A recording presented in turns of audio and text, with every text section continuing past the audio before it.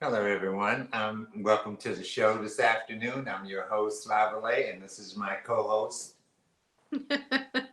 I'm slyly looking over. Hey, I'm Ella Isaac. Happy Friday, guys. Uh, just to let you know, we are not live today.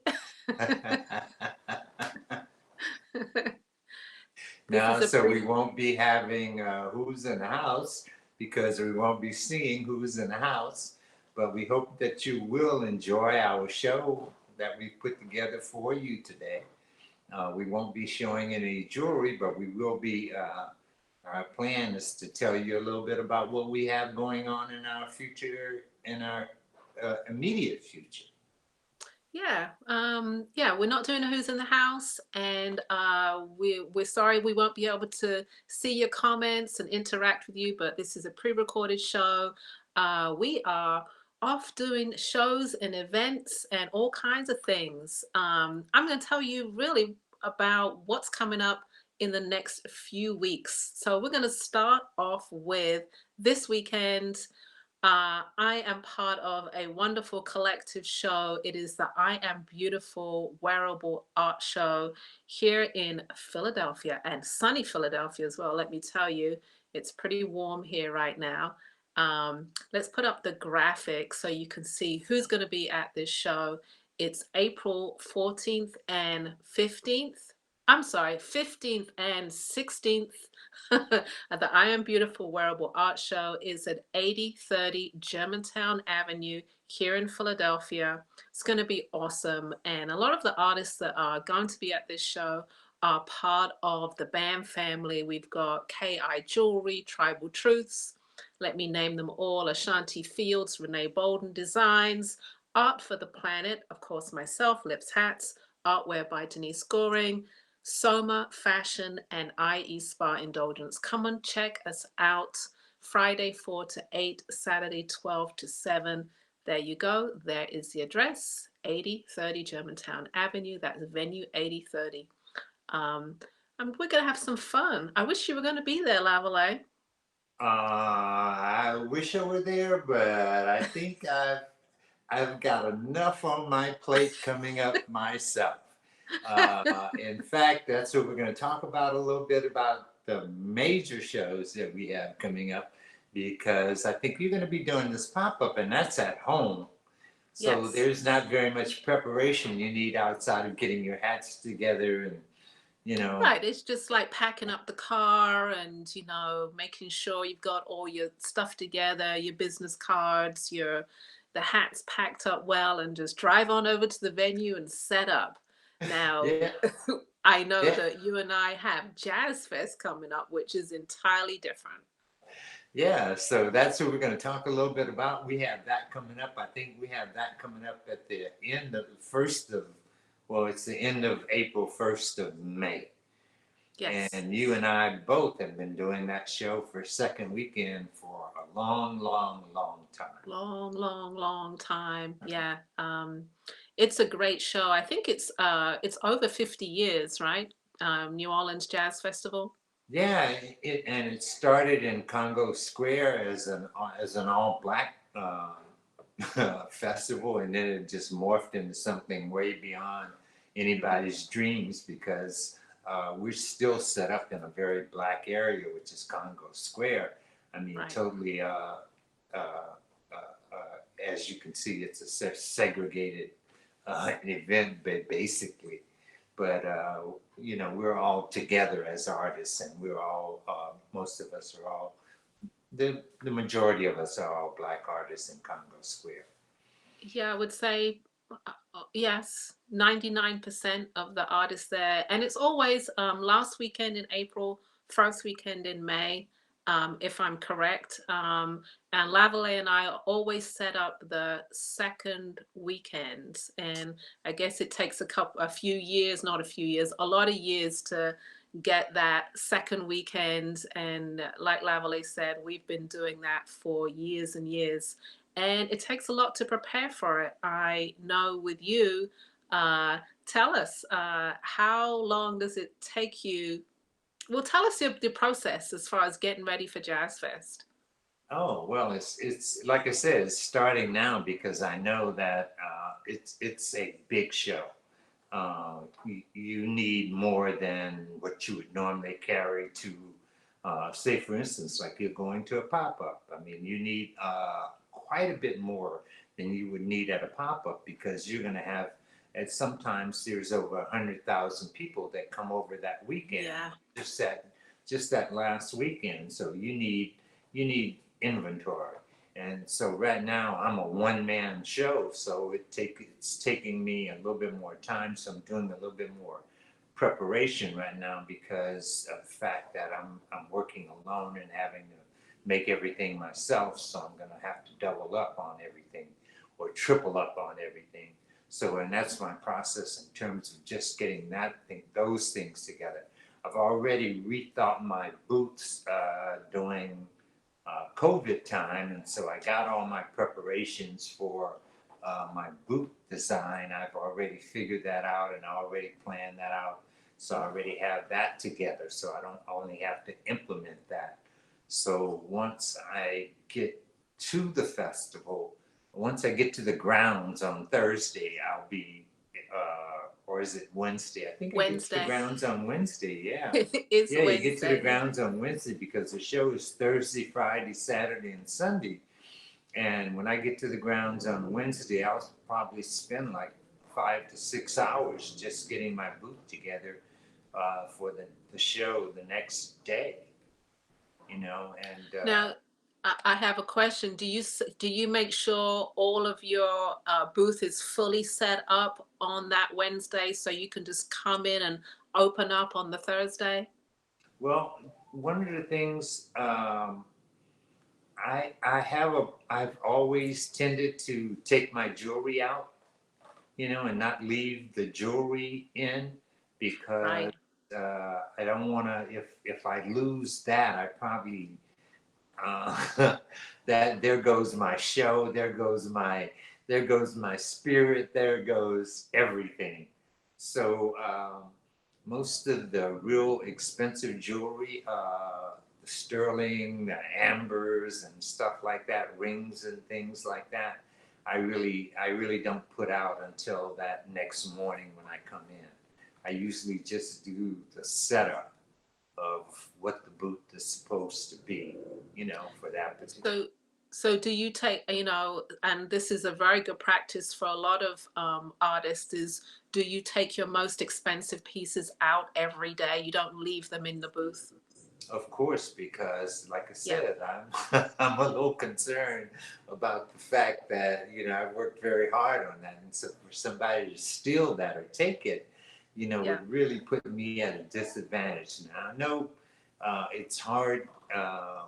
We lock up pretty good at Jazz Fest. We have very good control over our space and everything. But there's a cleanup crew that comes in during the night because the place is totally a mess. So you never know what's going to happen, So there's no cameras or anything. So I'm like, I, I I, I think that's a good practice for any show, really, and I do the same thing. Is the most expensive pieces you take out with you, and I think that's just experience. Just over the years, you just do that, or as an artist, you should do that if you can, Yeah, if you yeah, can. you should because you don't want to have to do that work again. That's just would be a terrible loss to you, and it would really hurt your spirit when you find that somebody took your stuff. That they don't have that much respect for you, that they could just take your work and know that you've put in you've put in a lot of work to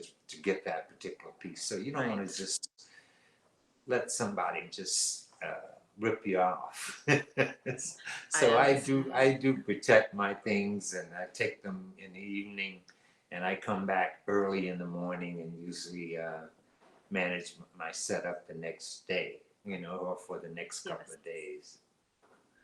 I'm So normally there early myself every single day, definitely. It's just there's just no sleep really too much at Jazz Fest. I arrive really early, a couple of days before, just to prep the hats before the show.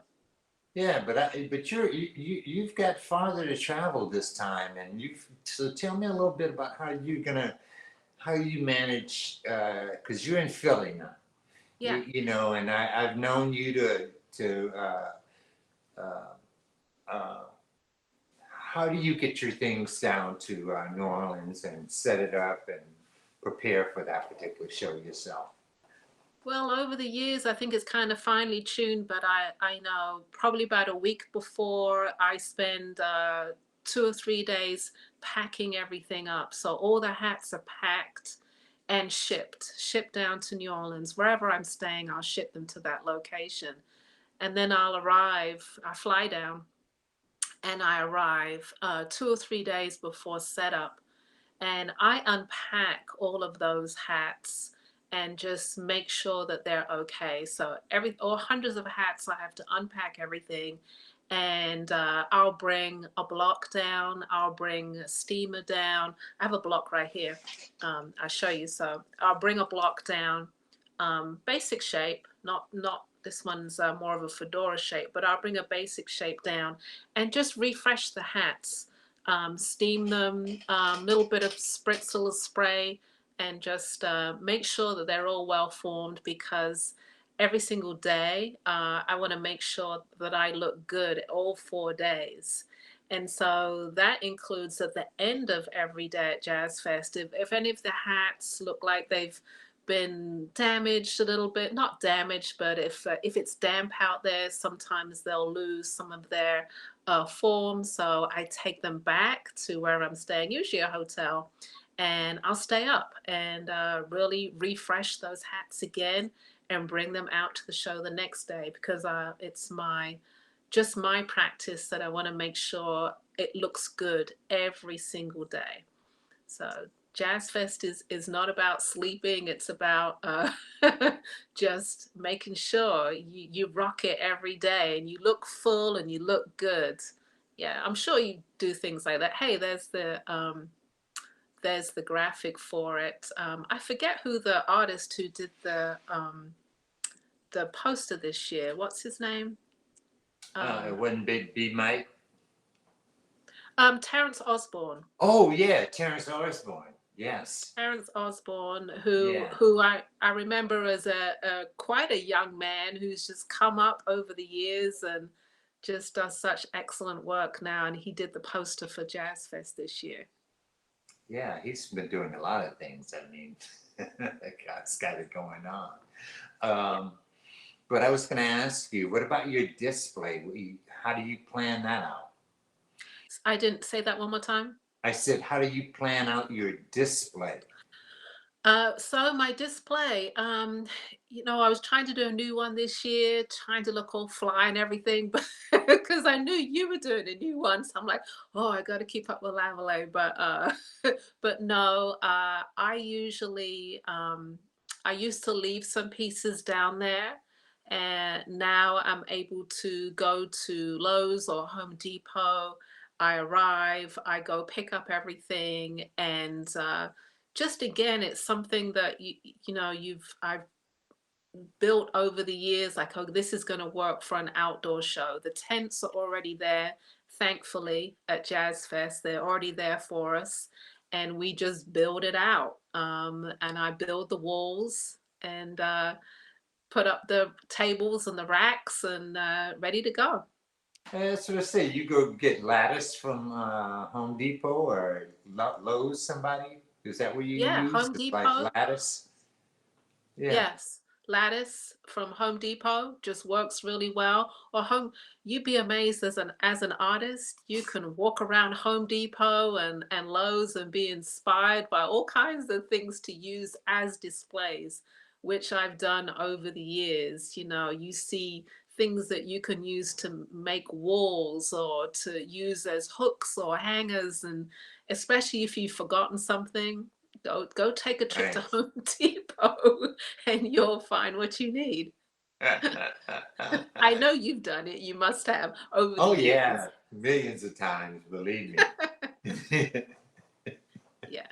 Yeah, that is the place to go, definitely. Yeah, different shows have different. Sometimes you have to bring a tent. Sometimes you don't have to bring a tent. This is one where the space is really already cut up in the four different sections so that you have at least you're on a corner. And Yes. um, we've both been on the outside corners for quite some time. I'm going to be on an inside corner, I think, this time, which is, I used to be on the inside, which is looking at the infield and looking at the artists that are playing on stage. So I asked to be put back on the inside. So I think I'm going to be on the inside. At least I hope so. The Carl got it right. I think with every show has its dynamic in the setup. You know, you might get a tent, you might have to bring a tent, you might have to set up in the mud and the rain, and there's a lot of behind the scenes things that we do as artists. And then when you see us, we're all set up and we look, hopefully, we look good to your eye, but we've done a lot of work behind the scenes to make that happen, and then we break it all down in the mud and the rain. So, and that happens a lot at Jazz Fest and other shows, other shows. Yeah, I know you've been you were down in that sinkhole one year when it was like, Right. you probably had 6 feet of water over your head. It's always a reminder in New Orleans that you are in New Orleans when it rains, because the water rises very quickly. And also, one thing you always have to pack, whether it says that it's going to be 4 days of sunshine, always pack boots. Always, because you never know. I know you have some other shows coming up this season as well. Which other ones are you doing? I have 4 shows sort of back to back. So I am after Jazz Fest comes Bayou Boogaloo, which is going to be May 23rd and 24th, I think. That's also in New Orleans on St. John's Bayou. Um, Okay. and after that, I'm going to be traveling to New York to do another band, which is Brooklyn Academy of Music. That's always Memorial Day weekend. Uh, Right. yeah. And that's a street show, isn't it? Yeah, it's a street show, and you talk about it's a hard show because you have to set up every day and you have to break down every evening, and you have to set up again in the morning. It's 3 days.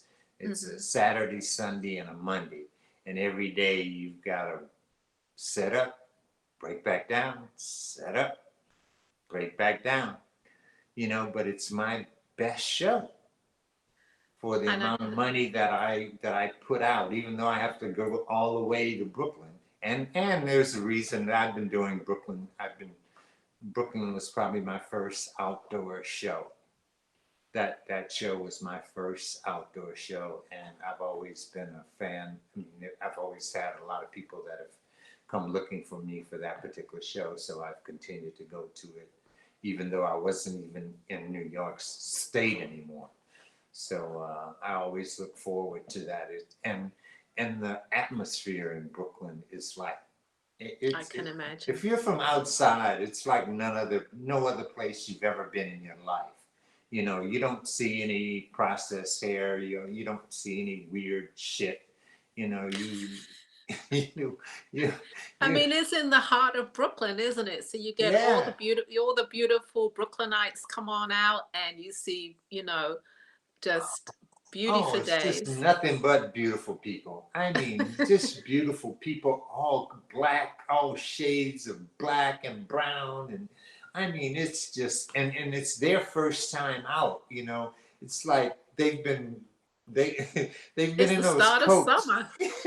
Yeah, they've been in those coats and in a house and hiding for the whole winter. And now suddenly it's the first show that comes out on the street, so you get to come out and see who's still around. Because Yeah. you've been knowing these people too. You get to know all these vendors, all the same. I mean, a lot of the same people will come out and see you year after year. So it's just a great time. It's really a beautiful show. The only difficult part about it again is, like I say, is having to break To down break and down set up every every day. day. Yeah, Yeah, I can imagine. And it's always Memorial Weekend, isn't it? it's always Memorial Weekend. Okay. But you get also, if they give you free tickets to go to Dance Africa on the night before. Ah, So. okay. I'm asking Levelly a lot of questions because I have never done that show in all the years that I've been in business. There's some shows that I just haven't done, which is interesting. I've never done that one. And there's also Boys and Girls. It's not called Boys and Girls, African Street Festival in New Yeah, York. I've never done that show. And the reason why, because it's July 4th weekend, I've always been at Essence. I always used to do Essence every single year. So, and that's interesting. yeah, The, but as boys and girls, it predates Essence. I mean, yes, it because it was does. going on. Yeah, Yes, yeah, it does. We call it Boys and Girls because it used to be at a school, yeah. correct? Boys and girls high. Yeah, Boys and Girls High. It has not been there in years, Yeah. but we still call it that. But it's called the African Street Festival, and I forget the name of the park where it is located, but it is in Brooklyn. Yeah, they've moved around a couple of times since those days. Also, I don't know where they're at now. They've even been out on the pier. Uh, uh, Right. some different things. But when you were in New York, back in those days, that's when you were doing wholesale and you were thinking store and I think you were thinking some other things before you ever went outside. I don't think you Definitely. came outside for some time. Was Jazz Fest like your first outside, or did you do outside? Essence was my first. Well, that's indoors. That was at convention. Oh, for you to go Yeah, somewhere.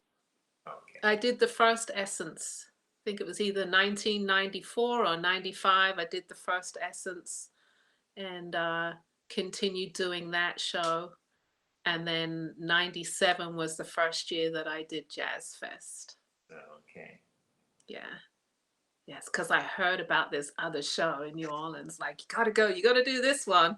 It's like, okay, let's try it out. Yeah, Another but isn't it a surprising show? I mean, you think you're going because I mean, there's all this black entertainment this lineup, this hell of a lineup that you see, and you just know you're going to be seeing all these black people that are going to come to the no, show, New and Orleans Jazz Fest is like an anomaly. It's a big international crowd that comes as well. yeah, Um, yeah, but it's very interesting that even though, as Lavalais is saying, there's it's a huge a lot of, well, it used to be a lot of jazz, a lot of R&B, a lot of black artists as far as music is concerned, but the crowd is not that way. no, um it's an international crowd. They come from every damn where. And Everywhere those from that can afford it. Australia, South Africa, Italy, they are all there. So, and I have a feeling it's going to be packed this year. I really do. Yeah, so I'm looking forward to that one, and then I do BAM, excuse me, and And then then I you have Capital. Hopefully, I follow that up with Capital Jazz. Capital Uh, Jazz. So yeah, Capital Jazz. Again, I used to do that show, and it's in Columbia, Maryland, at the Meriwether Post Pavilion. I'm not going to do it this year, but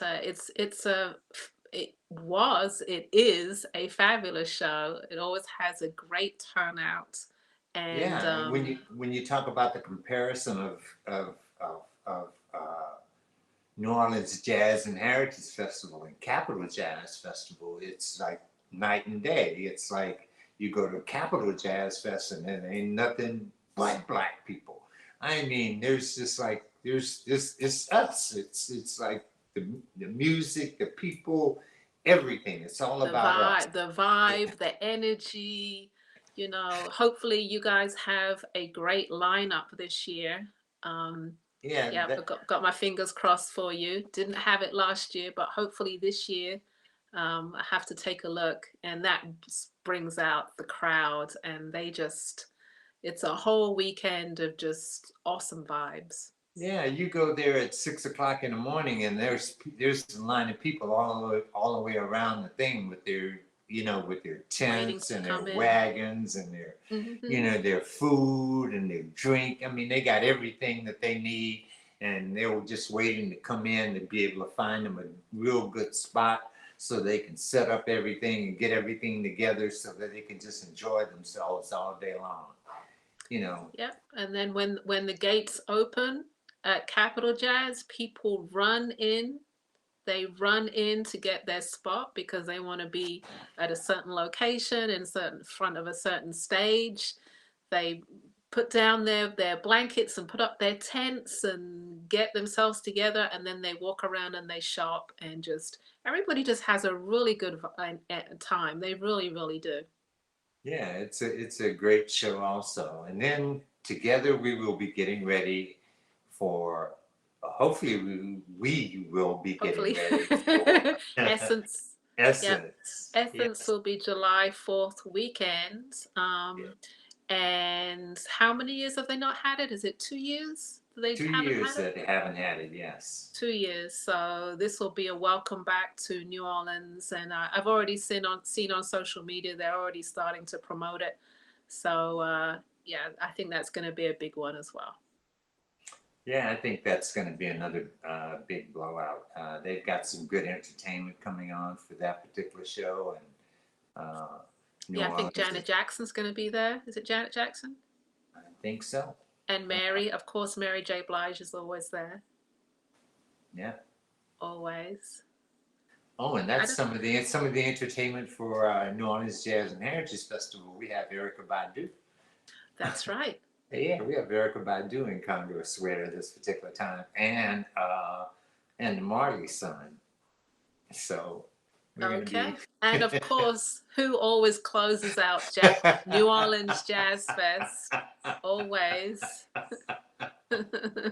none other than Frankie Beverly and Mays. Yes. Frankie Beverly, Always. we've been there every year, so we've every year we've been there to witness Frankie Beverly coming to Jazz Yeah. Fest. Always. He always Oh, closes out the show, and just it could be a show where it's just rained all day on the last day, and then the sun comes out and Frankie Beverly comes on stage, and it is a beautiful feeling, and you're just feeling good because yeah, he's up there singing. it's a whole nother thing, and we come out in mass on that particular day, also always to see Frankie Beverly and Mays. That's for sure. Yeah. So that, those are some, we just wanted to give you a little, insight into some of the shows that we have coming up. We are preparing to be outdoors again. Some outdoors. Essence, of course, is indoors, but um, we will still be flowing along with our BAM shows. The Sunshine BAM is coming up May 13th and 14th. So please check us out. Again, that's an online show, online Black Artist Marketplace. I am sure we're going to have a stellar lineup of artists, which we are working on in the background. So Sunshine Bam, May 13th and 14th. Put that in your calendars. Yeah, yeah, we've got some people already signed up and ready to go for that particular show. So we know we're going to be having Karen Clark back on again. That's for sure. She was our last guest on our last show, and she was really excited about being back on our show again. So you guys have really been a very good partner to our show. So we really appreciate you. We also have Sweet Octavia, who's coming back to the Sunshine Bam as well. So looking forward to that. She hasn't been with us for a little while, but she's ready to come on back and show you her spring and summer pieces. Great clothing designer. Yeah, I had a guy ask me at the show I went to in Baton Rouge. I just had happened to have on one of our Z shirts, and I said, "Well, all you have to do is go back in our shows and look up our Black Artist Marketplace, and you'll find some tremendous artists for you to Yes, purchase your cultural things from. Because they always ask you that, where'd you get that from? Or who made that? So, now it's like, well, go take a look at the shows, and now you'll be able to see where you can purchase, or at least get in touch with those designers that have been on the BAM marketplace. right. Yeah, you get a chance, even if you don't live in New York or Philly or Atlanta, you get a chance to really be able to buy those cultural things also. Definitely, Right. definitely. Well, I think we are coming to the end of our show. Don't forget, we also have merchandise as well. You can buy BAM merchandise with us. That is Black Artist Marketplace shop.com.